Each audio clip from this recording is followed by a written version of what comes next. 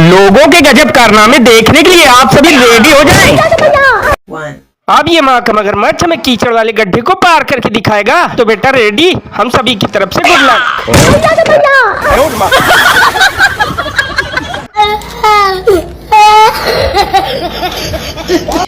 कौन कहता है कि पापा की परियां ही उड़ सकती हैं? क्या हम नहीं उड़ सकते? कहना आसान है, चलो करके दिखाओ। साले कभी मेरा माफ करना, गुस्से में इधर उधर निकल जाता हूँ। तुम आज गाओ और आज मुद्दत के बाद ये पगड़ी दिल खोल कर नाचेगी।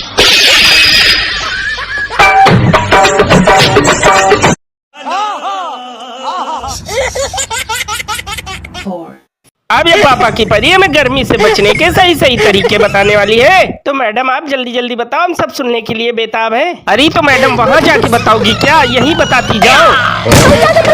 साला ये दुख का खत्म नहीं होता बे।